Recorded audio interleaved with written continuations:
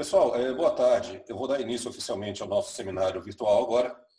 O nosso seminário hoje vai ser apresentado por duas pessoas. Bom, o título dele é Aplicações de Rede de Mobilidade Intermunicipal em Pesquisa sobre o Covid-19. O seminário vai ser co-apresentado pelo Dr. Wander Freitas, que ele é professor adjunto no Departamento de Computação da Universidade Federal de Ouro Preto e fez mestrado e doutorado com a gente. Também pelo Dr. Leonardo Santos, que ele é físico pela Federal da Bahia e também ele é egresso e docente do nosso programa. Tudo bem, então, pessoal? Eu lembraria aos alunos da CAP que mandassem uma mensagenzinha no chat lá dizendo presente para a gente contabilizar a presença. E eu pediria que vocês dessem esse lembrete também mais tarde para eles. Certo? Pessoal, o Zoom é de vocês, o tempo é livre, estejam à vontade. Muito obrigado por aceitar o convite e bom seminário a todos. Passo a palavra para vocês agora. Obrigado, Rafael. Acho que eu vou começar então a projetar aqui e o Léo começa com a fala, tá? Legal. Vou fazer isso.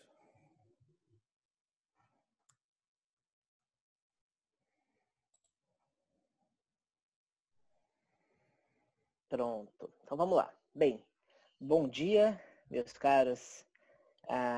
Eu vi já pela lista de nomes, a maioria eu acho que eu conheço. Foram meus alunos ano passado, foram esse ano. Sejam bem-vindos.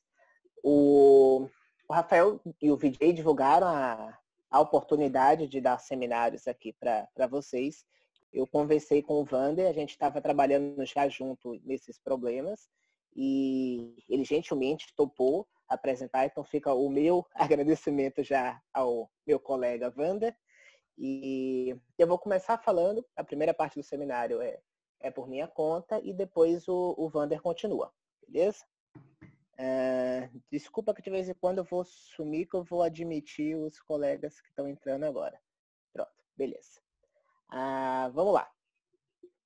Esse trabalho volta só um, Wander, desculpa. Esse trabalho é meu e do Wander e a gente conta com dois colaboradores muito importantes, a Kátia e o Jefferson, então já ficam nossos agradecimentos também a eles. Próxima.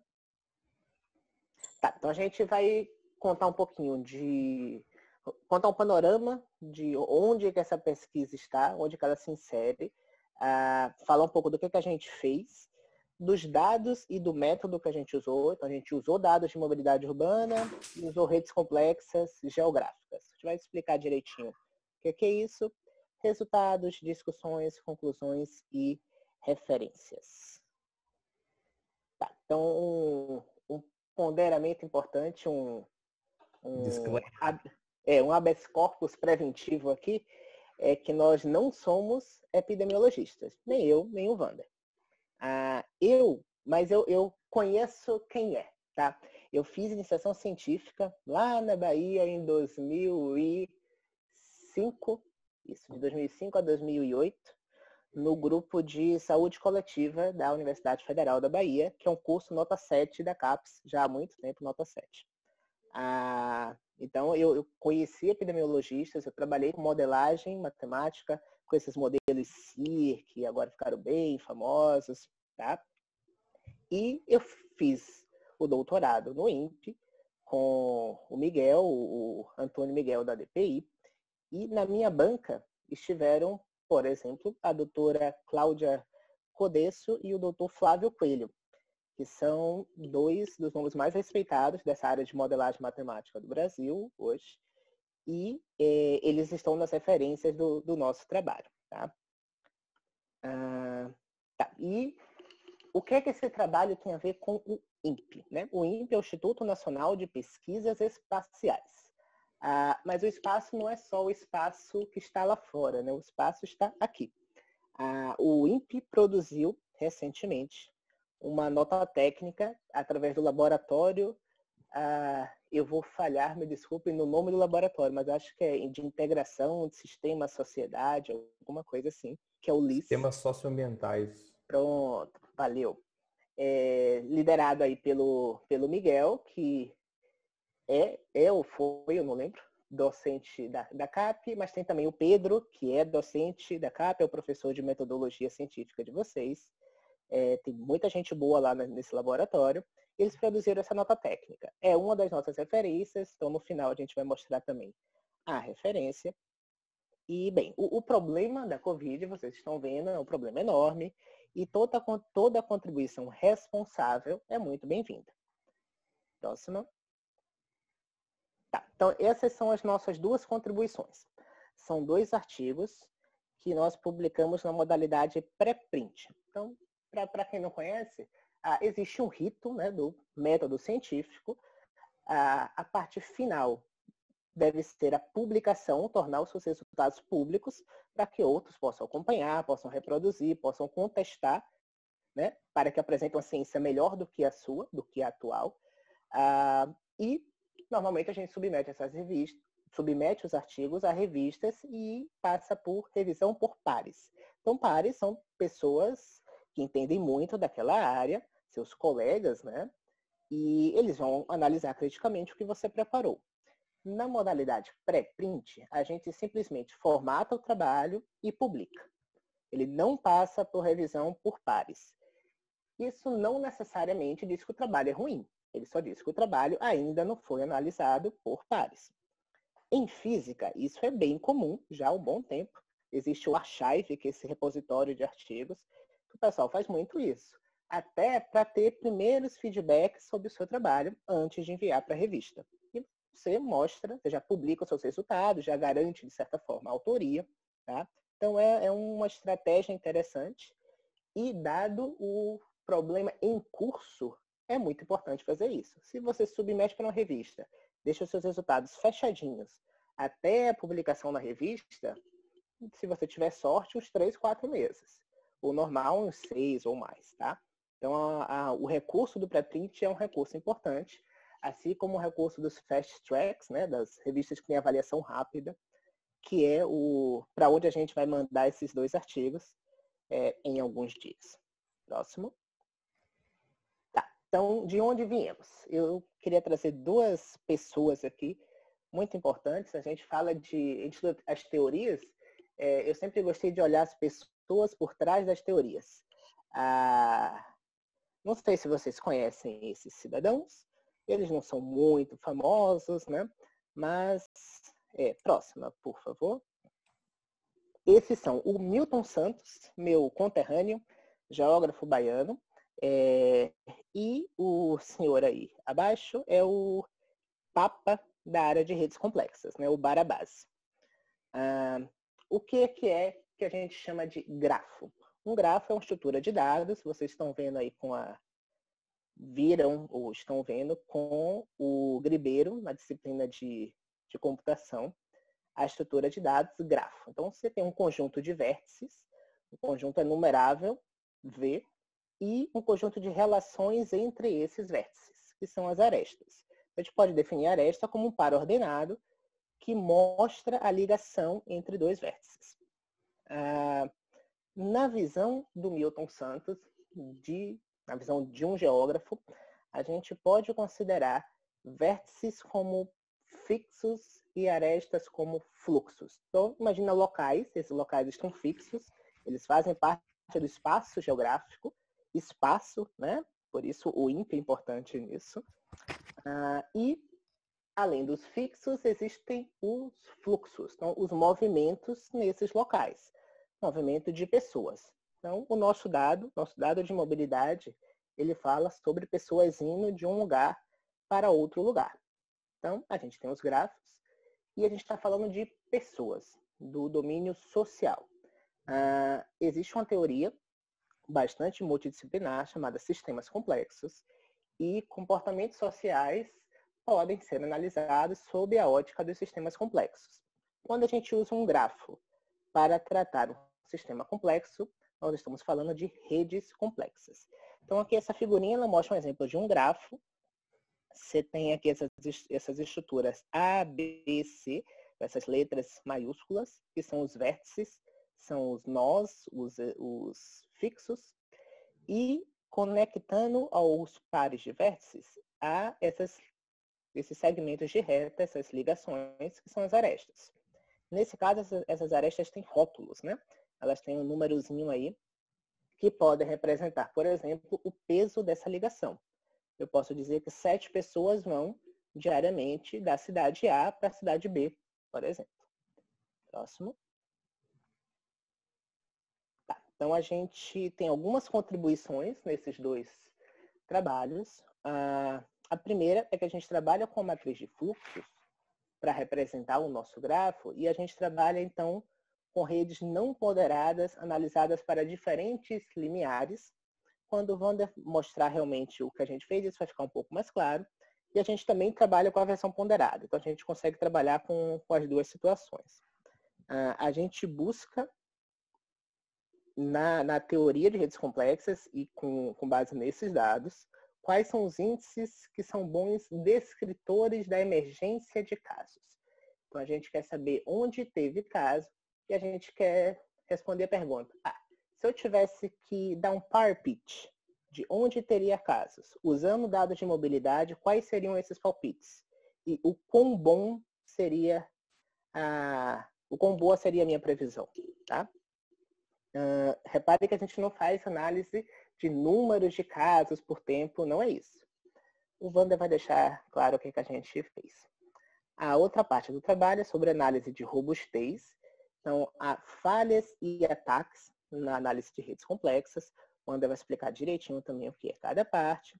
A gente tem um índice chamado índice de vulnerabilidade em grafos, um índice tradicional da literatura, mas que, claro, no meu grupo a gente revisitou esse índice e deu uma nova interpretação, e a gente tem trabalhado bastante com eles, com esse índice, e a gente tem trabalhado com o armazenamento, a manipulação de grafos em sistemas de informação geográficas, né? Esses grafos, eles falam sobre problemas reais em um espaço métrico, mas além de ser em um espaço métrico, é em um espaço geográfico.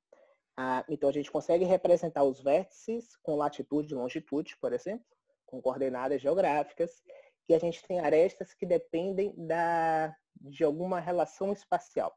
Então, por isso que é importante armazenar e manipular essa estrutura dentro de um sistema de informação geográfica, que é o ambiente computacional mais apropriado para tratar dados geográficos. E, já que a gente está no SIG, a gente pode fazer visualização.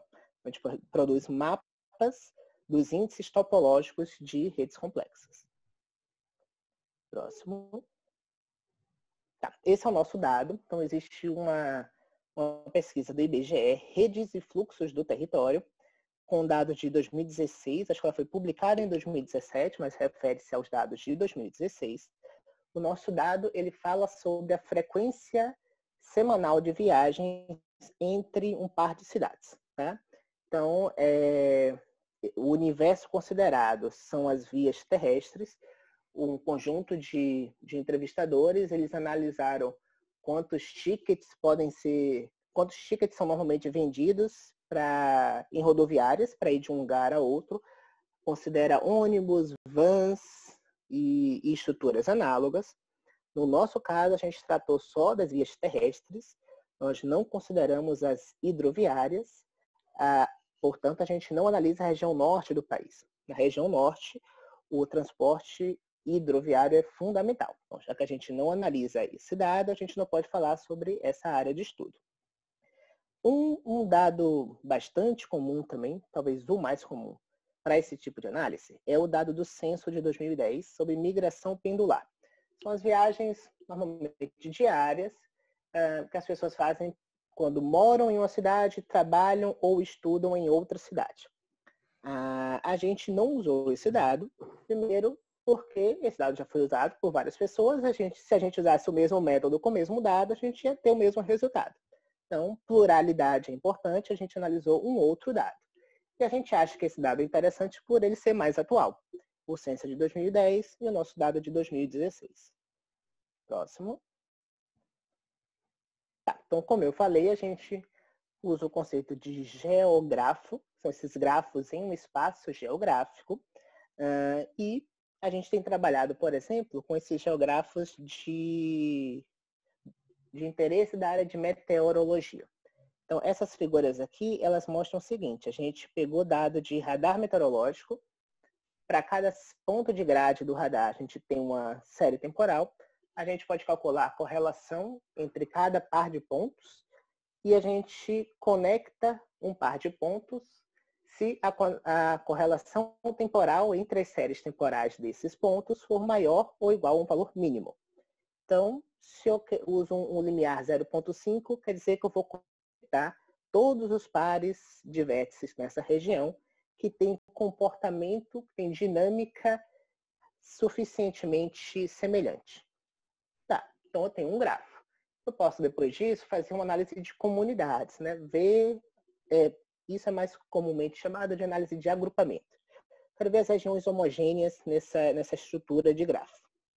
Se a gente faz isso e depois olha, já que a gente está com um sistema de informação geográfica, a gente olha realmente outros layers, se a gente olhar o relevo e o uso do solo, a gente consegue ver que essa estrutura de comunidades ela é interessantemente representada por essas duas componentes e consegue fazer discussões e cálculo de propriedades espaciais considerando esses diferentes layers. Então essa é a vantagem de usar um geógrafo em um problema como esse. Próximo. Tá, então vamos às métricas. Então, há diversas medidas na área de redes complexas. A mais intuitiva de todas é o grau de um vértice. Então, o grau K de um vértice, ele vai falar sobre o número de arestas incidentes a este vértice. Então, no nosso exemplo aqui, o vértice A tem grau 2, porque ele tem uma conexão de A para B e uma conexão de A para D. Beleza. Por sua vez, o vértice B tem grau 4. Próximo. Pronto. Então, grau é uma medida que a gente associa a um vértice e ele tem uma informação bastante local, né? São os primeiros vizinhos de um vértice. Ele é uma visão quantitativa. Ele fala sobre a quantidade de ligações, mas ele não fala sobre a qualidade dessas ligações. Então, força é a versão ponderada do grau. Eu vou somar não apenas o número de arestas, mas o fluxo total relativo a um elemento. Então, por exemplo, a força do vértice A é 7 mais 5, 12. Próximo. Pronto. Então, grau e força são índices associados a um vértice e falam sobre a dinâmica local no arredor, em volta desse ponto. O between-us já é uma grandeza que fala sobre o fluxo global na rede, mas eu também posso associar a um vértice. O que é que o between-us traz para a gente? Ele traz uma espécie de probabilidade de que esse vértice em questão esteja no caminho mínimo que conecta qualquer par de vértices no grafo. Tá? Então, a gente, por exemplo, para sair do vértice A e chegar ao vértice C, o menor caminho é o caminho que passa por B. Então, B está no menor caminho que conecta A a C. Então, B já tem o between-us não nulo. E por aí vai. Próximo. O índice que eu comentei com vocês, que a gente tem usado bastante, é o de vulnerabilidade. Ele quantifica o quão vulnerável a rede fica frente à remoção de um elemento da rede. Então, não é a vulnerabilidade do vértice, é a vulnerabilidade da rede frente à remoção daquele vértice. A gente define vulnerabilidade como a perda proporcional, perda relativa de eficiência do grafo, e a gente pode definir eficiência de diversas formas. A forma mais simples, mais tradicional, é definir eficiência como o inverso da distância entre esse par de vértices. Novamente, pegando o exemplo de sair de A e chegar em C, eu preciso de duas arestas, então o comprimento do caminho de A a C é 2. Eu digo que a eficiência do par AC é meio, que é o inverso de 2. Então, se eu faço isso para todo mundo, eu tenho a eficiência de cada par, eu posso tirar a média, tenho a eficiência média da rede, e se agora eu retiro, por exemplo, o elemento B, o caminho mínimo de A para C, que antes passava por B, vai ter que passar por outro lugar agora. e vai ser maior do que o anterior. Na verdade, eu consigo provar que ele nunca vai ser menor, né? Ele é igual ou maior. Então, isso faz com que a vulnerabilidade seja sempre um número entre 0 e 1.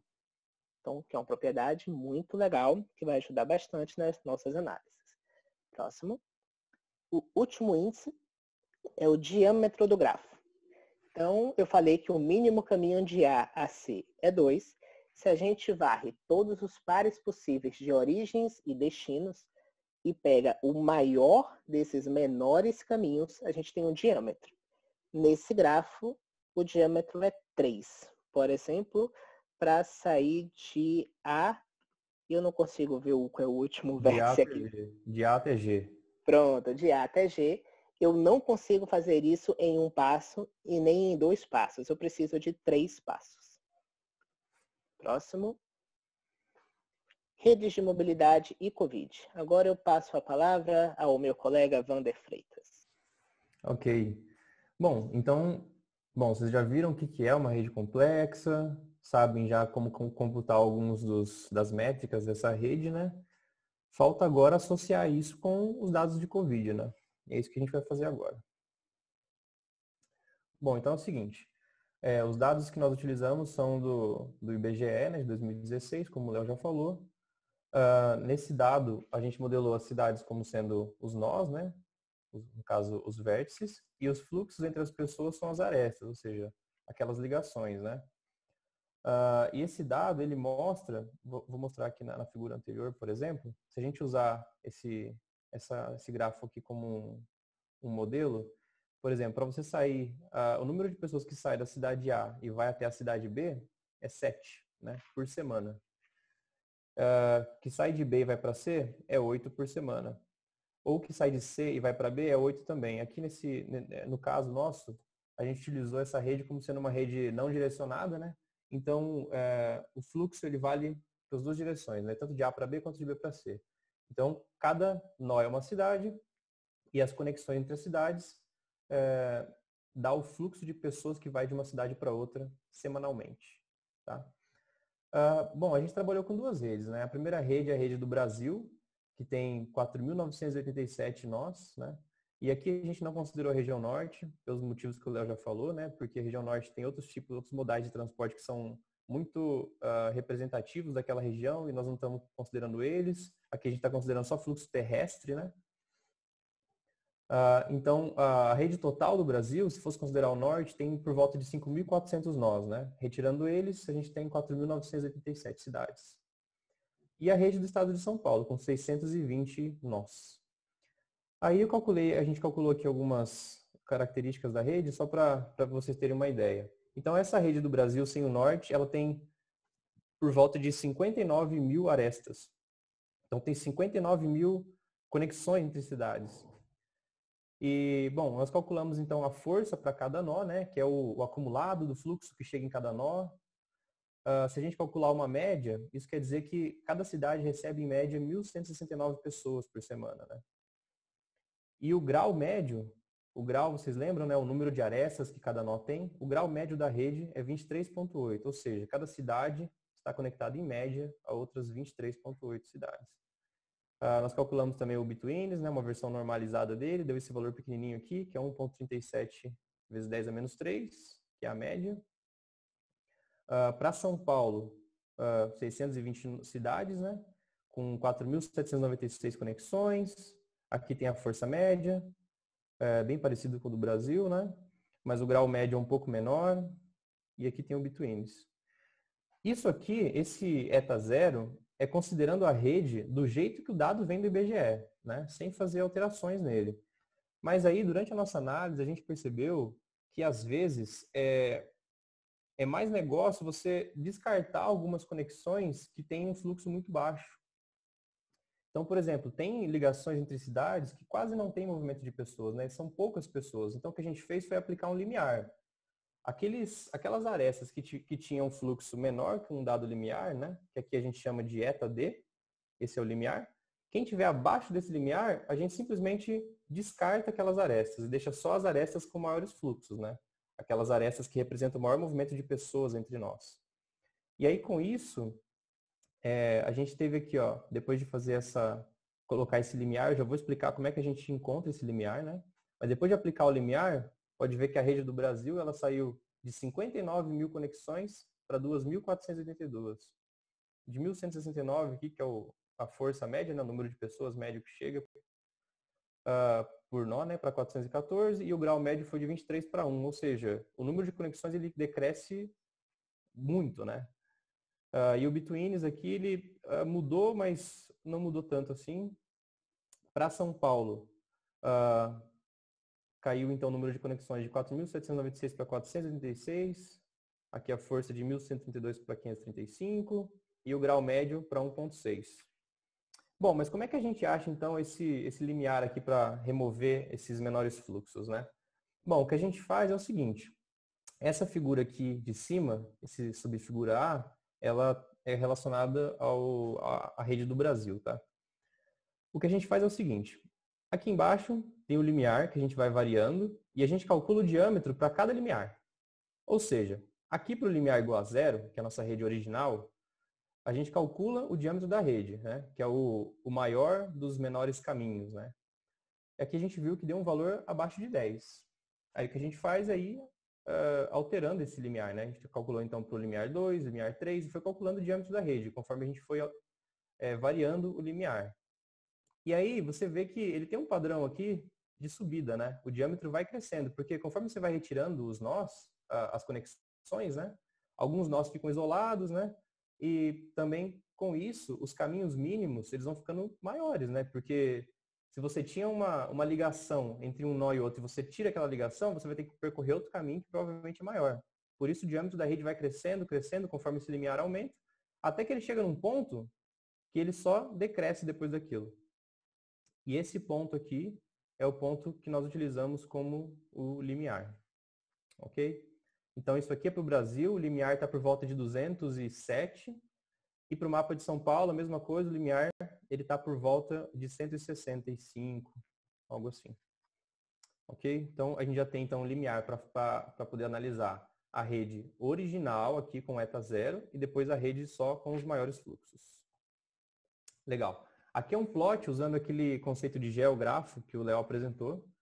É o plot da nossa rede aqui. Essas linhas em vermelho são as linhas com relação aquelas conexões de maior fluxo só, né? Tá o eta D aqui na legenda para vocês conferirem. Então aqui só tem os maiores fluxos. Repara que as capitais, né? Elas inevitavelmente acabam aparecendo, né? Inclusive, nós não colocamos os rótulos em todas as capitais, tá? Só em algumas para poder... uma questão de ilustração, né? Se colocar de todo mundo, o mapa fica ilegível, né? Vocês podem ver que São Paulo aqui, ó, Campinas, Rio de Janeiro, Belo Horizonte, Salvador, Fortaleza, Natal, Recife, são cidades com muitas conexões, né? Já as conexões para o grafo original, né, sem aplicar o limiar, nós não colocamos aqui porque tem tanta conexão, né, como vocês viram, 59 mil, elas praticamente pintam o mapa todo e não dá para enxergar nada. Para São Paulo sim, nós colocamos todas, né? Esse lilás aqui, essa cor mais clarinha, são as conexões para o dado original e em vermelho as conexões só com os maiores fluxos, né? Então a gente tem aqui São Paulo, Campinas, Americana, Bauru, Marília, São José do Rio Preto é muito conectado, Ribeirão, Presidente Prudente. Bom, dá para ver então várias linhas aqui. Bem, outra coisa que a gente fez foi o seguinte. Tendo a rede, é possível computar aquelas métricas, né? Força, grau, etc. Então, o que a gente fez foi assim. Para esse mapa aqui, nós computamos a força para cada cidade, né? E aí, plotamos essa força em escala de cor. Então, aqui você consegue ver que os que estão de vermelho mais fortes são aqueles que têm maior força, ou seja, recebem um maior fluxo de pessoas semanalmente. Deixa eu só fazer uma pergunta, Léo. Aqui em cima, no topo, para mim aparece uma barra do Zoom. Ela aparece para vocês? Uma barra do Zoom. Aqui em cima, aparece alguma coisa diferente? Não, eu consigo ler resultados, BRWN, blá blá blá. Perfeito. Então é só para mim que aparece, tá? Porque ela tá tampando e achei que vocês não conseguiam ler. Ótimo. Não, conseguimos. Beleza. Então aqui nós temos então as forças, né? Dá para ver que algumas cidades elas têm alta força, justamente aquelas cidades mais as capitais e algumas outras cidades que são tão importantes quanto em mobilidade. Aqui a gente tem então força, mas considerando a rede só com os altos fluxos, né? Dá para ver que a imagem muda, né? A anterior considerando todos os fluxos, todas as arestas, né? A 59 mil. E aqui quando a gente pega só as arestas de maior fluxo, a gente tem esse resultado aqui. Algumas cidades elas ficam mais pronunciadas e outras um pouco menos. Para o mapa de São Paulo a mesma coisa. Dá para ver que algumas cidades aqui elas ficam bem pronunciadas, né? Como São Paulo, obviamente, Campinas, Bauru, Marília, Prudente. E aí quando a gente aplica o limiar, São Paulo continua muito pronunciado, né? E as outras elas ficam um pouco menos de intensidade. Ok, então temos as nossas duas redes, né, tanto de São Paulo quanto do Brasil, cada uma com 2 limiares, para a gente poder analisar o efeito dos dois casos. Agora, a gente vai ver também como é que a gente correlaciona isso com os dados de Covid, né? Bom, de onde a gente pegou os dados de Covid? Nós pegamos dessa base aqui do Wesley Cota. Ele é um aluno da Universidade Federal de Viçosa, aluno de doutorado, né? E ele montou uma base de dados pegando dados do Ministério da Saúde e de outras fontes também, inclusive internacionais, para poder cruzar esses dados e analisar. Inclusive, ele está pegando dados do Brasil.io, que é uma fonte de dados que muita gente está usando também nas pesquisas de Covid. E aí ele conseguiu aglutinar isso num portal só. Inclusive, está nesse site aqui embaixo, né? covid19br.wcota.me. É bem legal a análise que ele faz lá. Ele tem números de casos por dia, quais cidades tiveram casos primeiro, etc. Então, é legal acompanhar por lá. Bom, pegamos esse dado, então, em formato CSV, que ele disponibiliza lá. E aí o que a gente fez foi o seguinte. A gente pegou aqui, ó, nessa primeira coluna da tabela, estão os dados de Covid na ordem de aparecimento nas cidades. Então, ó, primeiro apareceu em São Paulo, depois tem um caso documentado em Barra Mansa, o terceiro caso documentado foi em Feira de Santana, o quarto no Rio de Janeiro, o quinto em Brasília e assim por diante. Então aqui estão os primeiros 20 cidades que tiveram casos documentados de Covid. E aí a gente pega lá, daquelas nossas redes, por exemplo, a métrica de força, usando a rede original. Se a gente pegar todos aqueles nós que a gente calculou força e ordená-los do maior para o menor, ou seja, o que teve maior força para o que teve menor força, os primeiros 20 são esses aqui. Repara que tem bastante correspondência, né, com a primeira coluna. Então, na primeira a gente tem São Paulo, na segunda também, Feira de Santana, está aqui também, Rio de Janeiro e outras cidades, né, como Porto Alegre, Curitiba, Goiânia. Se a gente calcular o grau também para nosso limiar zero, tem também algumas cidades que estão lá naquela primeira coluna. Se a gente calcular betweens também. Então dá para ver que tem bastante correspondência, né? Ok. Para São Paulo, mesma coisa. Pegamos aqui as cidades que tiveram casos de Covid na ordem em que os casos foram documentados. Então, São Paulo foi a primeira a documentar, depois Santana do Parnaíba, Ferraz de Vasconcelos, Mauá, Santo André, e colocamos na ordem. E a gente pegou aqui, ó, por exemplo, força. Aqui eu já coloquei o resultado, eu omiti aqui o resultado para o ETA 0, né, que é para a rede original. Peguei só aquela rede com os maiores fluxos. E aí você vê aqui, ó, que eu ordenei também, né, da mesma forma, do maior para o menor. Em São Paulo, Campinas, São José do Rio Preto, que aparece na primeira coluna, né? E várias outras cidades. Repara que São José dos Campos, ó, foi capturado tanto pelo índice de força, que é o S, quanto por esse K aqui, que é o grau do nó, quanto pelo betweens. São José aparece nas 3 tabelas, ó, nas primeiras posições do estado de São Paulo. Isso mostra que São José dos Campos tem uma alta vulnerabilidade a receber casos de Covid, né? Tanto que foi uma das primeiras 20 a terem casos documentados, né? Ok.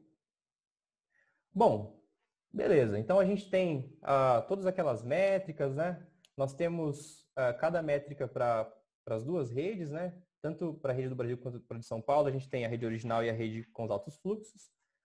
Só que é o seguinte, a pergunta que fica é, tá, mas como é que essas métricas elas conseguem encontrar essas correspondências conforme o vírus foi se espalhando, né? Então o que a gente faz é o seguinte. Esse N, aqui já é N, tá? Não é eta, é N mesmo. Ele é o seguinte, é o número de cidades com casos documentados de Covid. Então, quando não tinha nenhum caso documentado de Covid, a gente não tinha nenhum tipo de correspondência. Aí, teve em São Paulo, primeiro caso. E a gente pegou aquelas nossas medidas, né, das nossas métricas, nessa ordem aqui, do maior para o menor, sempre ordenado, tá? E a gente compara. Teve um caso de Covid e a gente compara com a nossa primeira cidade que deu nas nossas métricas. Então, ó, a gente pode ver aqui na tabela anterior que para o Brasil, a primeira cidade a ser encontrada nas nossas métricas é São Paulo, né? O que isso quer dizer? Isso quer dizer que a correspondência é de 1 para 1, ou seja, eu acertei 100% aqui, no primeiro caso. Então, todas as medidas aqui, ó, por exemplo, a força para eta 0, força para eta D, grau para eta 0, grau para eta D, betweens para eta 0, betweens para eta D, todos eles estão no máximo, lá no 1.0, porque eu acertei em todas essas medidas. Depois eu calculei, tá, e quando teve duas cidades, quanto que as minhas medidas acertaram? Bom, eu vi aqui quando teve então duas cidades, que foi São Paulo e Barra Mansa, minha medida acertou aqui 50%, correto? Então eu tenho aqui para N igual a 2, que é aqui embaixo, eu vou ter por volta de 50%, que foi isso que o meu S com eta 0 acertou. E eu vou fazendo isso. Então eu vejo, e quando teve 3 casos, quando teve 3 casos, que tinha Feira de Santana, eu acertei 1/3, né? Porque só tinha São Paulo nos 3 primeiros. Depois eu peguei os 4 primeiros e comparei com os 4 primeiros e fui vendo a correspondência de quantas cidades eu acertei. E é isso que está mostrando aqui. Então eu vou aumentando o N. Aqui, por exemplo, eu tinha 200 casos. Quanto que minhas métricas acertaram, né? Aqui eu vi que, por exemplo, força para eta 0 estava acertando por volta de 38%, 36%, né? Se eu ver aqui, por exemplo, betweens para eta 0, por volta de quase 40%, e grau também quase 40%. Então, para eta 0, aqui, considerando que essa primeira figura é a figura só para o Brasil, tá? A de São Paulo é a de baixo, a gente vai ver depois. Então, só para o Brasil. A gente percebe que as métricas relacionadas a eta 0, elas estão acertando mais, né? Do que as da rede com maior fluxo. Então, a rede completa aqui, original, com 59 mil arestas, né? Ela é a rede que está, cujas medidas estão acertando mais. Então, a gente percebe essa evolução no tempo. Inclusive, tem umas datas aqui para a gente ir acompanhando. Ó. Quando tinha mais de 300 casos, ó, aqui, ó, antes de 400, em 31 de março, quem estava acertando mais era o Betweens. E aí tem a gente vê essa oscilação aqui no começo, né? Enquanto o sistema ainda não está muito bem definido, porque no início de qualquer sistema dinâmico, quem já estudou sistema dinâmico sabe que você começa a integrar as equações diferenciais e tem um transiente que você geralmente descarta nos cálculos, né? Quando você vai calcular expoente de Lyapunov, coisa e tal, sempre descarta o começo do sistema, porque nesse início, nesse transiente, nada ainda está muito certo, o sistema ainda não está muito estável, né? E é a mesma coisa aqui com a propagação do Covid. A gente percebe que no começo nossas métricas não conseguem acertar muito bem porque o sistema ainda está oscilando, né? Só que depois de um tempo ele começa a se estabilizar. A gente vê aqui que o Between está acertando mais do que as outras métricas, né? Ó, por volta de 0,45 e tal, até que chega um momento que a força para eta 0 começa a acertar mais que todo mundo. Ó. E aí aqui, até o dia que a gente analisou, que é o dia 1º de maio, né? Quando já tinham mais ou menos 1.900 cidades já afetadas no Brasil, a métrica que mais acertava era a força, né? Com eta 0. Ok, então a gente já sabe o que esse gráfico está falando, né? Agora, vamos entender essa parte cinza aqui embaixo e essa linha pontilhada. Bom, uma pergunta que a gente se fez desde o início foi, tá, eu estou vendo as correspondências, mas será que essa correspondência ela tem significância estatística? Ou seja, se eu usar as minhas métricas para dizer, né, quais cidades vão ter Covid ou têm maior vulnerabilidade, isso é mais efetivo do que eu escolher as cidades ao acaso? Né? Então, essa pergunta, como é que a gente respondeu? Bom, aqui, por exemplo, vamos analisar essa parte aqui do 200, tá? O que eu fiz? Quando eu tinha 200 casos de Covid, eu fui lá e falei o seguinte, eu vou escolher 200 cidades ao acaso da minha rede de 4.900 nós, né? Vou escolher ao acaso esses 200 e ver quantos deles têm caso de Covid. Então, eu escolhi o acaso e verifiquei lá quanto que eu acertei. E o acerto foi aqui embaixo, ó. Antes de 0,1, né? Então, menos de 10%. eu fiz esse tipo de simulação pegando ao acaso e verificando quanto que eu acertava 100 mil vezes. Então, eu fiz esse tipo de simulação 100 mil vezes para cada ponto aqui dessa reta, aqui desse eixo N, né? Então, eu fiz 100 mil vezes para 200, 100 mil vezes para 201, né, para 400, para todos os valores. E aí, essa faixa em cinza, ela é a distribuição das minhas simulações, né? Então, minhas simulações, elas variam, aqui 95% dos casos, estão aqui dentro dessa área cinza. Então, elas variam aqui de, por exemplo, 0,5 a 0,7, tá? E aí, essa linha pontilhada é o maior valor encontrado de correspondência nas minhas 100 mil simulações. Então, para cada ponto tem 100 mil simulações e o maior valor que eu acertei foi essa linha pontilhada. Como todas as nossas medidas estão acima, ou seja, os casos de Covid, eles têm correspondência com essas medidas, então acima da linha pontilhada, quer dizer que elas têm significância estatística, né? Elas acertam mais que o acaso, né? Por assim dizendo, né? E aí você vê aqui que, por exemplo, Betweens para eta D, em algum momento ele toca essa parte pontilhada, né? Quer dizer que aqui, para um número muito grande de cidades já com casos, quando a gente compara com essa medida, ele já perde significância estatística, né? Bom, beleza. Sabendo já como interpretar esse tipo de mapa, a gente vem para São Paulo. Mesma coisa, muita oscilação no início, depois as medidas elas vão, de certa forma, se estabilizando, e aí você vê aqui que essa medida, eu não sei definir se é um azul, se é um verde, mas essa medida de cima aqui, ó, que é justamente a força para eta D, ela, por muito tempo, ela fica ganhando, né? Ela fica tendo melhores correspondências do que todas as outras. Ela vai ficando com melhores correspondências até que ela vai para baixo dessa linha azul escura. E aí elas têm o mesmo resultado. Enquanto o força para eta zero, que é o roxinho, né? Ganha ponta aqui, como foi aqui em cima. Então, o que a gente percebeu aqui é que o força para eta D, ele é muito legal aqui em São Paulo, no início aqui já nas fases iniciais, né, da pandemia, mas depois força com eta zero, ou seja, você primeiro analisa o grafo, né, só com os altos fluxos, que é essa linha aqui de cima, dá um bom resultado. E depois é mais vantajoso você analisar o grafo com todos os fluxos. Isso aqui é uma assinatura, né, do que a gente vê nos jornais também e, inclusive, bom, é uma possibilidade, né? É a questão da interiorização da doença, né? No início, se você vê só os altos fluxos, você vê só as cidades de maior fluxo, né? Só as cidades capital ou cidade que tem aeroporto, né? São cidades grandes.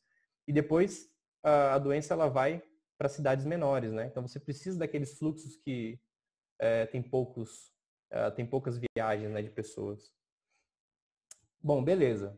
Agora uma pergunta legal, a gente viu aqui qual que é boa nesse ponto aqui, depois a gente viu que a outra medida fica legal nesse ponto aqui, mas na média, qual delas é a melhor, né? Então o que a gente fez foi calcular a integral embaixo de cada curva dessa. Então a gente calculou a integral de cada curva para ver aquela curva que deu a maior integral, quer dizer que ela, em média, se deu melhor, né? Acho que todo mundo aqui da CAP já, né, sabe que é uma integral, né? Então é a área debaixo da curva, você calcula a área debaixo de todas as curvas aqui. Aquela área que for a maior quer dizer que a métrica, em média, teve maior correspondência, né? Então é isso que a gente faz. Então, ó, voltando, cada curva dessa completa vai dar um valor só de integral, tá? Aqui já não é mais n, aqui é eta.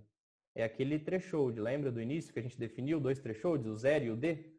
Pois bem, aqui a gente não vai analisar só o 0 e o d, a gente vai analisar todos os intermediários também. O threshold d é essa linha preta aqui, tá? Que é 208 para o Brasil e 167 para São Paulo. Vamos olhar aqui no mapa para o Brasil, né? O gráfico para o Brasil.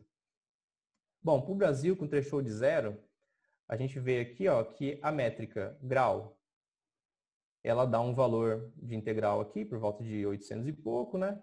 E aí a métrica betweens e força são um pouco mais altos, né? Ó. Aqui dá para ver que parece que força está um pouquinho melhor para eta zero, né? Aí força vai sendo um pouquinho melhor, bem pouco. Depois betweens, se você pegar um outro threshold aqui no meio, betweens é bem legal, ó, tem uma integral maior, quer dizer que na média ele acerta mais. Depois você tem esse tipo de transição e tal. E aí você vê que aqui no eta D, que foi aquele threshold que a gente achou automaticamente, as métricas são todas piores do que eta zero, né? Então, para a rede do Brasil, compensa analisar ela completa, sem aplicar threshold nenhum, ok? Para a rede de São Paulo, a gente já vê uma coisa um pouquinho diferente. Na rede de São Paulo, aqui no início, quando a gente não aplica threshold nenhum para a rede completa, a gente tem aqui força, que é um pouquinho melhor, né? Aí temos betweens, grau aqui embaixo. Só que lá, exatamente no ponto onde o threshold, ele é o threshold, entre aspas, ótimo, né? Que nós encontramos automaticamente, lá a força dá os maiores valores, ó. É um pouquinho maior que no início, apesar de não ser tão maior assim, né?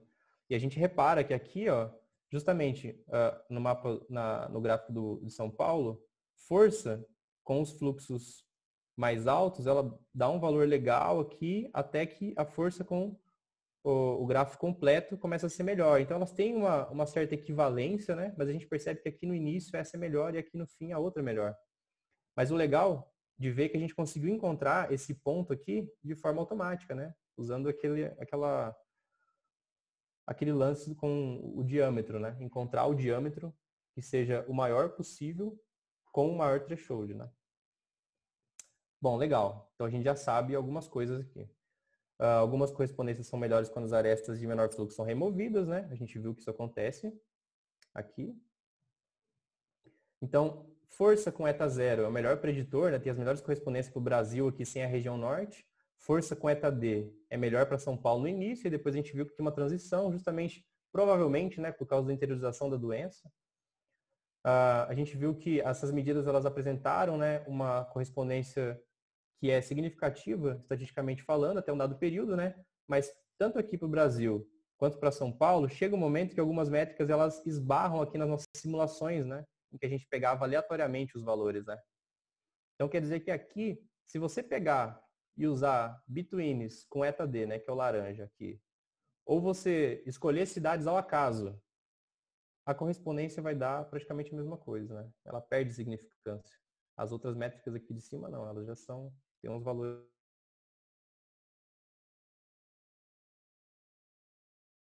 melhores. A gente, então, né, naquela linha que a gente mostrou, a força com eta D foi melhor para São Paulo, passando para eta zero, né? E algumas cidades do interior aqui do Brasil, interessantemente, como Campina Grande na Paraíba, Feira de Santana na Bahia, Caruaru no Pernambuco, elas têm maiores valores de força do que algumas capitais. Ou seja, o tráfego de pessoas via terrestre, né, é maior nessas cidades do que em várias outras capitais. Então quer dizer que elas têm uma importância muito grande na mobilidade e elas com certeza têm uma alta vulnerabilidade em receber casos de Covid, né? Tem muita gente entrando e saindo de lá. E a gente vê que essas cidades, por exemplo, hoje em dia têm altos números, né? Campina Grande, Feira de Santana e Caruaru, as três.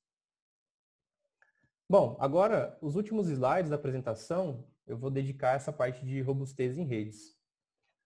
Bom, para quem não estudou redes complexas, robustez em redes,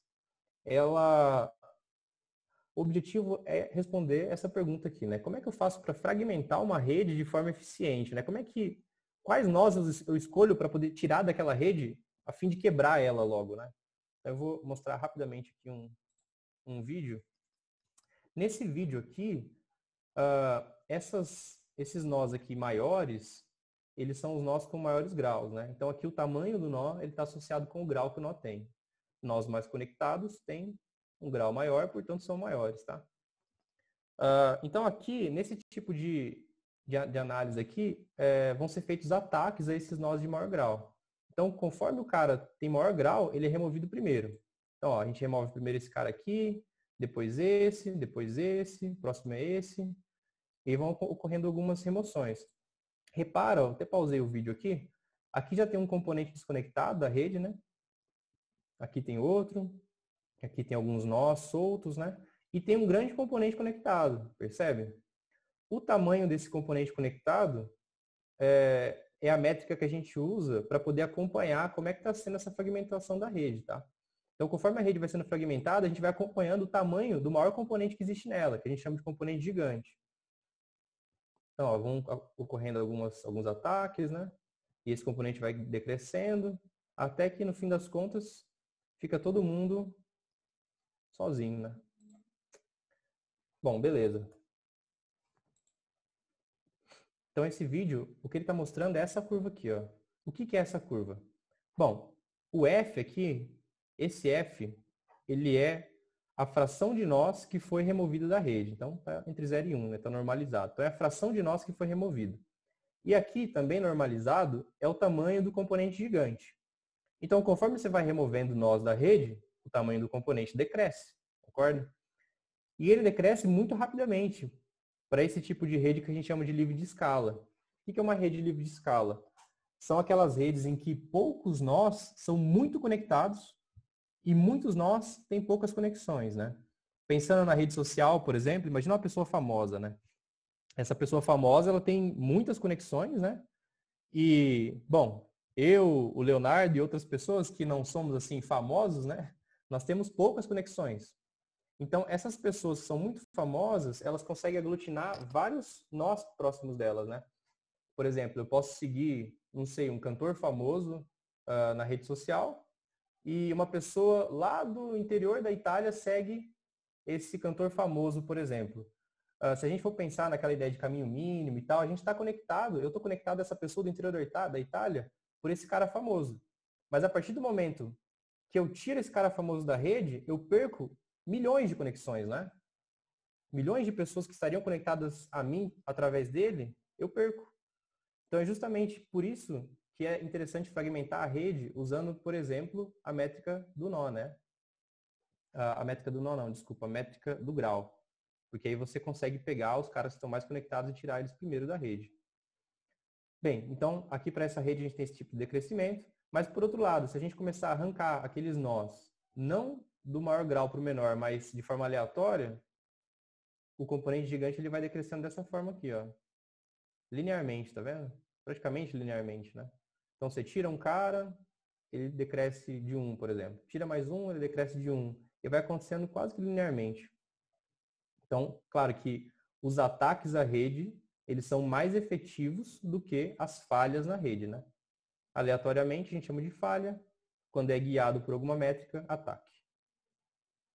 Beleza. Agora pensando na rede do Brasil. A rede do Brasil, agora considerando a região norte, tá? Com todos os 5.420 nós lá, são os municípios que a gente considera. Bom, o que a gente pode fazer é computar aquela mesma coisa, aqueles ataques guiados pelas métricas. Aqui a gente calculou só para 2 métricas, só para mostrar para vocês como funciona. Então, se eu atacar baseado no grau, que é o que foi feito naquele vídeo, eu vou ter esse tipo de curva aqui, ó, para o Brasil. Esse tipo de curva.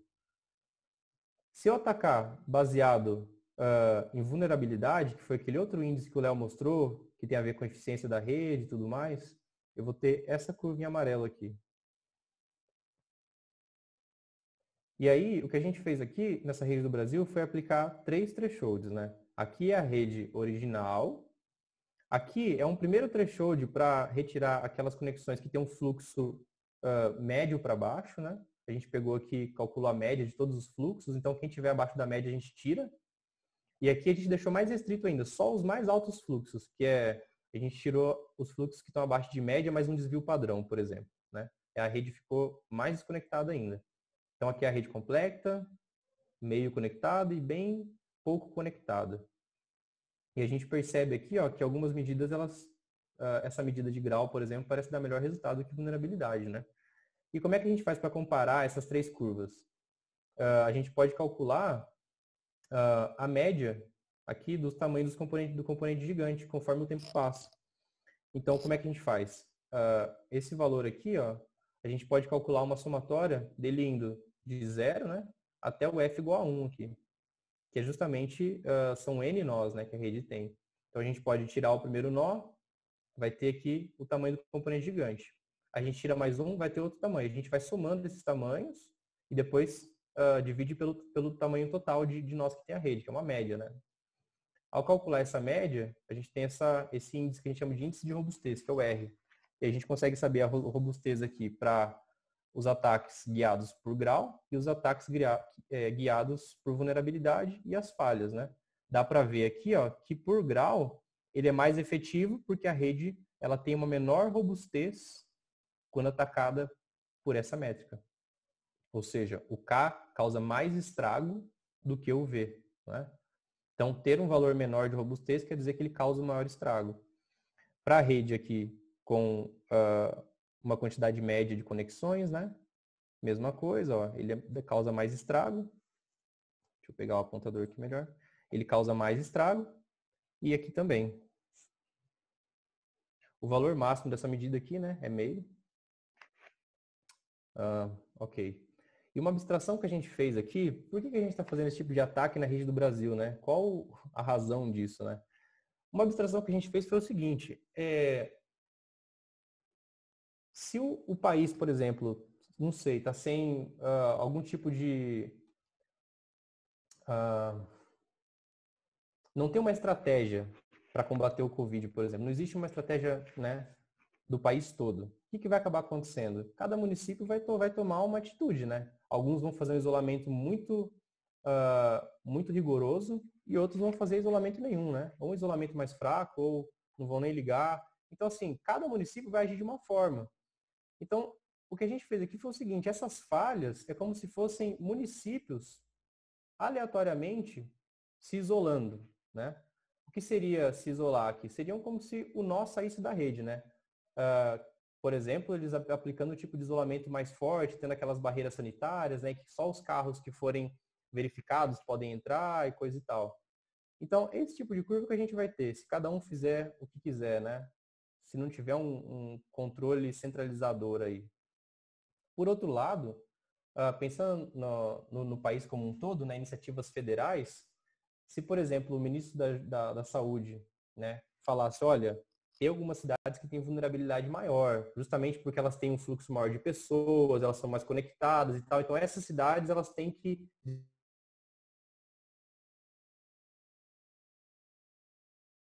forma se isolarem primeiro. Rede, né, nessa rede de transmissão do Covid, seria dessa forma aqui, a gente consegue quebrar ela de forma mais efetiva do que se a gente deixasse as cidades agirem de forma aleatória, né?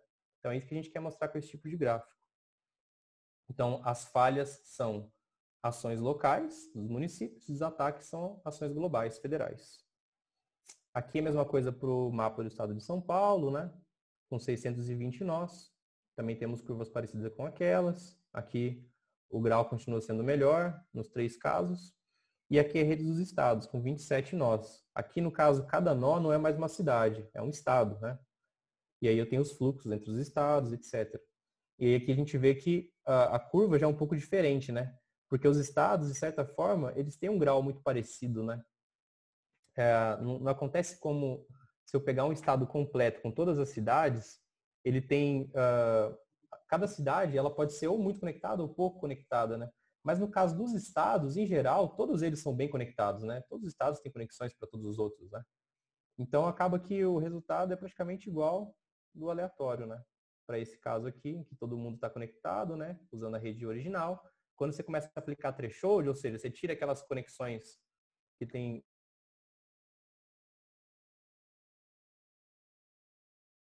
fluxos menores, aí mas é isso que acontece.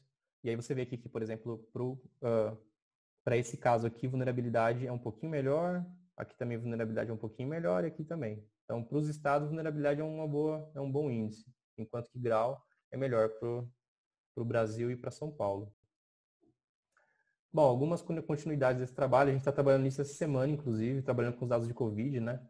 A gente tem que fazer também ataques a arestas, né? Então, pegar aquelas arestas de maior fluxo e tentar remover elas para ver como é que a gente quebra essa rede mais facilmente. Usar outras medidas de rede, né? Considerem os fluxos, por exemplo, força, né? Mensurar a robustez não só pelo tamanho do componente gigante, né? Que é o que a gente está fazendo aqui, mas também pelo fluxo que ainda resta na rede, né? Se você tirar algumas conexões, quanto de fluxo restou na rede? Ou melhor, outra possibilidade é, nesse componente maior, qual que é o fluxo total dentro dele, né? Então a gente pode fazer um outro gráfico desse tipo aqui, ó, para São Paulo, considerando essas outras formas de você mensurar a robustez da rede. A gente pode usar também um outro índice, que é o índice de isolamento, sendo desenvolvido pelo aluno de IC do Léo, que é o Jefferson. Utilizar algumas interfaces com aprendizado de máquina, sistema de alerta, e atacar os vértices de acordo com os casos de Covid, né? Atacar primeiro aquelas cidades que tiveram casos. Agora eu passo a palavra para o Léo. Pronto. Essa parte, na verdade, é propaganda, né? Quem quem for aluno aí da CAP e tiver interesse em cursar a disciplina de redes complexas para ver de forma mais aprofundada esses conceitos, serão muito bem-vindos como alunos regulares. E mesmo para quem não é da CAP, ou mesmo não é do INPE, estamos de portas abertas sempre a bons candidatos a aluno especial ou disciplina isolada, tá? Tá até o meu e-mail aí, é só entrar em contato comigo e a gente organiza. O Wander também está organizando uma disciplina lá em Ouro Preto e a gente tem esse grupo multi-institucional, multidisciplinar, tem várias pessoas trabalhando com redes complexas na CAP, eu, Kiles, Elbert, Alan, e tem gente também fora da CAP, né? O Gilvan, o Manuel, o Lincoln, o pessoal do CPTEC, do CCST, a Isabelle. Então, somos um grupo com diversos profissionais de diversas áreas e temos interesse em colaborações. Próximo. Acho que é o último, próximo. Isso, as referências. Aqui é a nota técnica. Acho que pode. Isso, pode deixar nessa aí. Valeu, Wanda. Essa é a nota técnica do LIS, Laboratório de Investigação de Sistemas Socioambientais, exatamente, ligado à OBT do INPE. E, inclusive, nessa nota técnica, eles usaram algumas ferramentas que foram desenvolvidas lá no meu grupo, com os geógrafos, né? E, então ficou bem legal o trabalho lá que eles fizeram. É legal quando você vê que outro grupo usa suas ideias, seus códigos, né? Isso é muito bom. Eu não sou autor dessa nota técnica, mas fico feliz de ter visto eles usarem esse produto. Pronto, olha só, batemos 1 hora. Vamos lá. Perguntas. Wander, eu não sei se você acompanhou, o Juliano mandou uma pergunta aqui pelo chat. Eu respondi para ele. Ele perguntou sobre a questão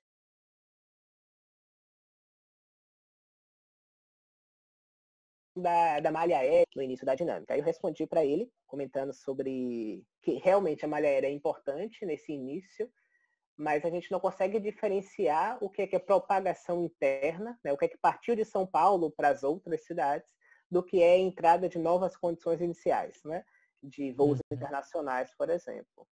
E, de qualquer forma, início de sistema dinâmico é assim mesmo. Vai oscilar, o N é pequeno, vale tudo, mas a gente vai analisar separadamente depois malha aérea, malha terrestre e fluvial.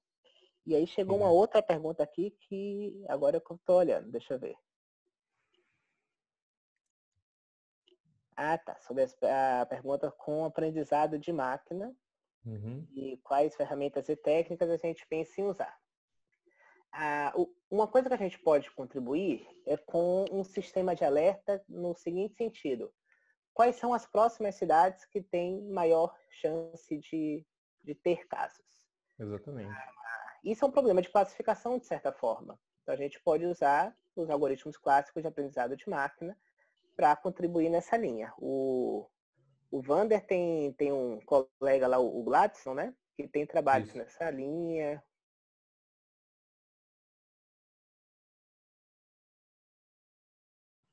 E a gente...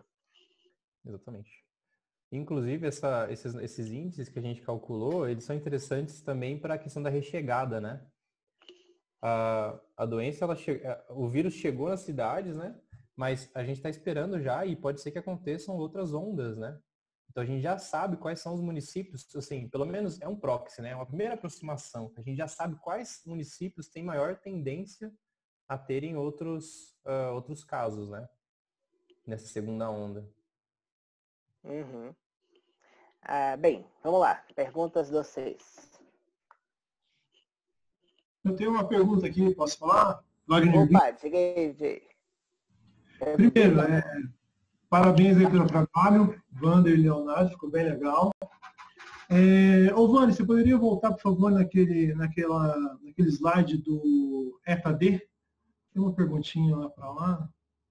Você fala aqui? Escadinha lá. Tá. Já sei qual você quer. Aqui? Isso, eu só queria saber como que foi feito isso, porque dependendo da ordem que você tira o nó, isso daí pode variar. Foi feita uma aleatoriedade aí, você rodou aí várias vezes e deu uma média dessa. Não, Porque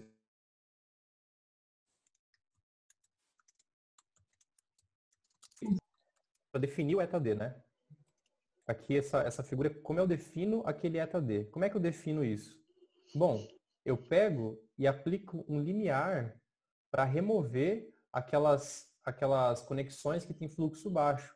Então, esse limiar, aqui o que eu estou fazendo é uma coisa, não tem aleatoriedade aqui, é totalmente determinístico, né? Conforme eu vou aumentando o limiar, aqueles caras que estão abaixo do limiar, eles vão embora, entendeu? Ficam só os fluxos acima do limiar. E aí eu calculo o diâmetro da rede. entendi. Então é pelo limiar mesmo. Não, beleza. Isso. Até que chega num ponto aqui, ó, em que ele não cresce mais. Ele só vai decrescer. E aí esse Sim. ponto que interessa pra gente. E aproveitando outra pergunta, predição com base em tudo que vocês fizeram, vocês já pensaram o que dá para prever daqui para frente? Não, o que a gente tem é uma lista das cidades que tem maior fluxo, né, que tem maior conexão terrestre. A gente imagina que essas cidades elas têm maior vulnerabilidade de receber casos de Covid, né? E aí com isso, pela lista que a gente tem, dá para saber mais ou menos algumas cidades que têm maior chance de receber. Mas claro que receber caso tem um alto grau de estocasticidade aí, né? Você não sabe o que acontece. Pode ser que a cidade tenha uma política de isolamento maior que outra, enfim, né?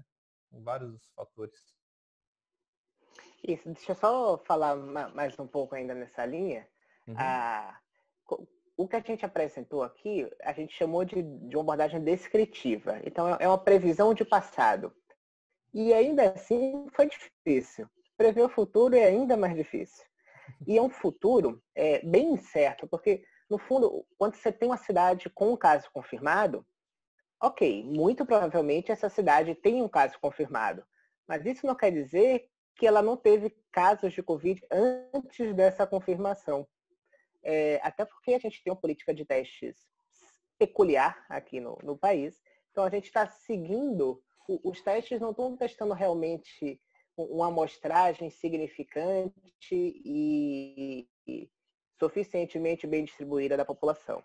Então, a gente não vai dizer que o nosso modelo está certo e a natureza está errada. A gente tem um modelo, a gente comparou com o dado que a gente tem para comparar. E mostramos que, estatisticamente, ele é relevante por essa comparação. É um tipo de teste de hipótese com bootstrapping. Essa é a ideia de fazer essas simulações. E tudo é muito incerto, né? Então, a gente acha que uma contribuição interessante do trabalho é mostrar esse potencial. Por exemplo, a gente não usa a confirmação de dados de Covid como dado de entrada para o nosso modelo. Ele é só para comparação a posteriori. Então, a gente não carrega essa incerteza. Isso é um fato interessante. Mas fazer previsão é bem difícil e é melhor a gente dizer que não, isso não é uma previsão. Exatamente. Inclusive, a gente viu lá que tem alguns thresholds que em alguns momentos eles dão valores mais interessantes, né? Por exemplo, cadê a figura? Essa aqui, ó. Nessa figura, a gente vê que tem aqui alguns thresholds intermediários aqui, ó, que para betweens dão um valor legal, né? Mas a gente não tem como, pensando numa epidemia que vai acontecer ainda, né? Pensando na questão de previsão, né? Não tem como você achar onde vai ser o pico exatamente, entendeu? Onde vai dar, como é que eu posso explicar? Onde a métrica, ela vai dar melhor resultado, né? Então, pela nossa abordagem, a gente analisou só 2 thresholds, né? Que é a rede original e um threshold lá que a gente calculou baseado nos diâmetros. A gente viu que para a rede de São Paulo, esse segundo threshold ele capturou uma coisa interessante aqui, mas para o Brasil não. Para o Brasil foi melhor o 0. Aí é claro, se a gente for fazer aqui só uma análise considerando os dados que a gente tem, a gente consegue, a gente sabe qual que é esse ponto aqui, né? Mas pensando numa aplicação de, olha, quero saber a priori quais cidades têm maior vulnerabilidade no caso futuro, né? Sem ter os dados. A gente tem esse cara e esse cara. E a gente sabe que para o Brasil é melhor considerar esse inicialmente e para o São Paulo melhor esse. É só isso que a gente pode dizer. E aí, Wander, chegou uma pergunta aqui que eu acho que é mais para a sua área. Já foi considerado o uso de ferramentas de processamento de sinais sobre grafos no problema? Processamento de sinais sobre grafo. Não, a gente não usou nada disso. Inclusive, esse fim de semana, eu estava conversando com um cara do laboratório, estava falando sobre algumas coisas nesse sentido e também em aprendizado de máquina, né? Chamado Graph Convolutional Networks. Isso é uma coisa que eu nunca trabalhei e que eu fiquei interessado. Eu não sei, eu tenho que ver ainda para que eu vou fazer. Eu também só ouvi falar, nunca mexi. Bem, legal. O Rafael Marinho deu parabéns e aí perguntou sobre a possibilidade de usar o método para tomar decisões tanto preventivas como reativas, né? Então, quando a gente faz essa análise usando só os dados de mobilidade, repare que é livre de doença essa análise. Ela serve para qualquer coisa que se propague usando mobilidade. Então, é bem geral. Coisas gerais normalmente são menos específicas. Então, serve para um surto novo. Você não sabe direito como se comporta, é um bom primeiro passo. Replicável para outros lugares, sim. E essa questão do reativo, né?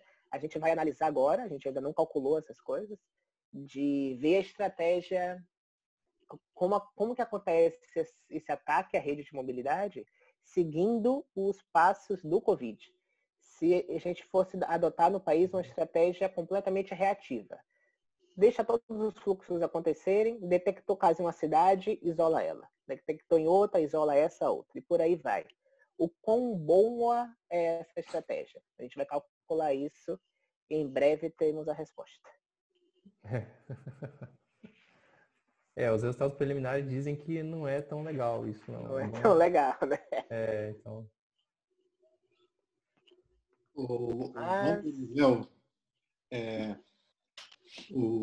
Primeiro, bom, pelo jeito o grafo é muito grande, né? Se você pensar em número dos municípios. Qual estratégia usaram para poder ser rápido o processamento? Ou demorou muito? Ou tiverem que usar alguma técnica de, como é que chama? Processamento ou paralelismo, né? Olha, eu devo dizer que, assim, os grafos são grandes, né? Para algumas, por exemplo, para calcular essas métricas aí, isso aí é rápido, coisa de, por exemplo, a rede dos estados e a rede do estado de São Paulo, né, que é 620 nós, qualquer uma daquelas métricas a gente calcula em pouquíssimos minutos, assim, 5 minutos. Agora, para a rede do Brasil, as métricas também não demoram tanto, né? Mas você já deixa rodando lá 20 minutos, meia hora. Mas aí, no caso daquelas simulações que a gente fez aqueles de, por exemplo, pegar cidades aleatoriamente, não é? E verificar a correspondência, ou então para fazer aquelas falhas, né?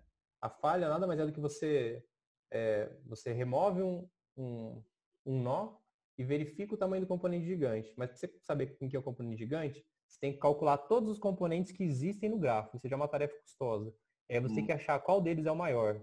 E a gente faz isso várias vezes, né? Então, isso aí demorou, inclusive eu tenho um negócio rodando aqui já faz uns 2 dias. Mas porque no começo, quando a gente começou a calcular, eu estava sem acesso ao cluster aqui do departamento, mas agora já estou com acesso e as coisas estão melhorando. Eu estou paralelizando de alguma forma aqui. Porque é como se fosse um algoritmo guloso, né? Que não tem outro jeito. Então. Legal. Outras perguntas? Léo, tem uma... O Juliano acabou de fazer uma pergunta agora. Aqui. Lá vem a Neo4j de novo. Vamos lá.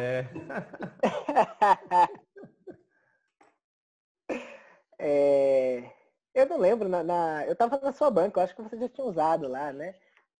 Bem, eu particularmente não vejo vantagens em usar o Neo4j de uma forma genérica. E como eu trabalho com essa parte geográfica e o suporte dele para a parte geográfica é muito incipiente, eu nunca usei. Wander, você já chegou a usar? Não, eu na verdade, eu usei uma vez uma disciplina que eu fiz na CAP mesmo. mas era um grafo não tão grande assim, e eu não cheguei a usar muito não, sabe? Não usei no dia a dia, não fiz pesquisa com isso não. Mas pode ser uma alternativa, não sei. Ó, Juliano, um dia você pode dar um seminário aí na CAP sobre por que usar Neo4j. Faça Pode isso. ser, pode ser. Com certeza. Pode ser. Só comentando, assim, é muito rápido. Essa rede que eu estou mexendo, para calcular a comunidade, sério, a primeira vez que eu rodou em, sei lá, acho que menos de 5 minutos. O tamanho dessa rede. Eu fiquei impressionado. Sério, é muito rápido. Então pode ser uma alternativa, já que calcular a comunidade não é uma coisa tão rápida assim, dependendo do algoritmo que você usa, né? Não, legal. Não, legal. Vale a dica, né? Quando a gente tiver um problema que realmente tem por ser um empecilho, né? Uma aplicação crítica, algo assim, pelo menos um teste inicial valeu.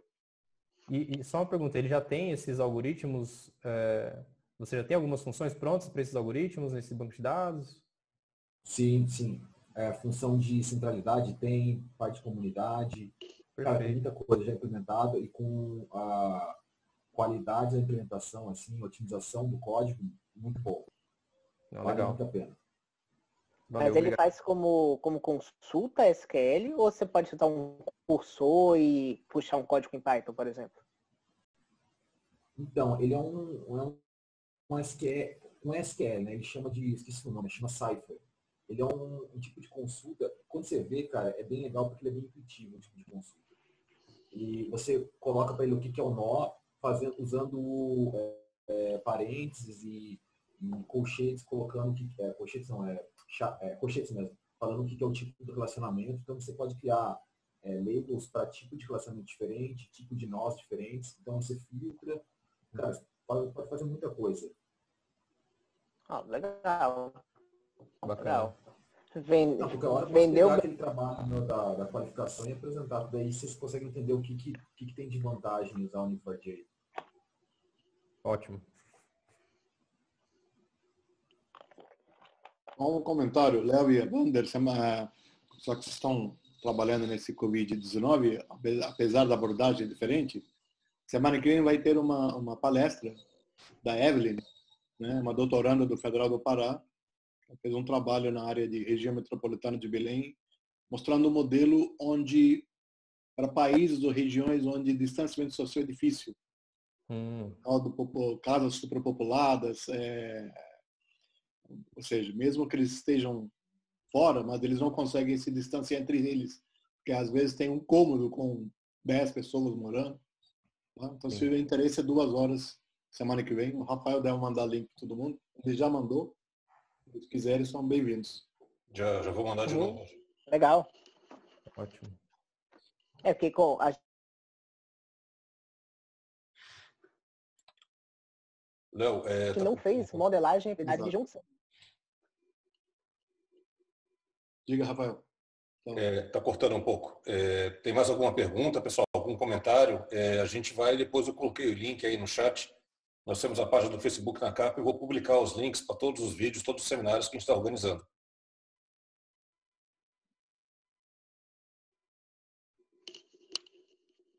Ok? Não sei se está cortando um pouco. Se ninguém tiver mais nenhuma pergunta, então eu queria novamente agradecer ao Léo e ao Wander pelo trabalho. É sempre interessante ver assim, o escopo que computação aplicada e matemática aplicada chegam, né?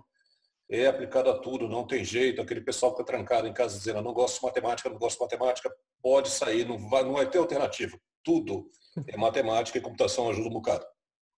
Então, novamente, queria agradecer bastante o trabalho de vocês, a colaboração de vocês, e depois eu vou entrar em contato por e-mail com mais alguns detalhes sobre os seminários. Agradeço a todos os participantes também, e também vou mandar depois, de alguma forma, acho que é mais fácil vocês procurarem no Facebook o link. Eu tenho a impressão que mais alguém levantou alguma mão aqui. Acho que é Fernando. Fernando, tem alguma pergunta? Pode mandar pelo chat. Não, foi enganado.